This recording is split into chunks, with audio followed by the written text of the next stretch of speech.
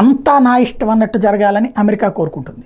కానీ అంతా దాని ఇష్టం వచ్చినట్టు ఉండడానికి బానిసలు కాదు కదా. కానీ వివిధ దేశాల్లో ఉన్నటువంటి పాలకులు కొంతమంది వీళ్ళకి సరెండర్ అవ్వడమో, లేదా వీళ్ళంటే గౌరవించడమో, లేదంటే వీళ్ళంటే భయపడడమో, లేదంటే వీళ్ళంటే మొహమాట పడ్డమో చేస్తే దాన్ని అడ్డు పెట్టుకుని పెద్దన్న పాత్ర పోషిస్తోంది. ఇజ్రాయెల్ని మొన్న యుద్ధం చెయ్యొద్దని ఆపింది అమెరికా.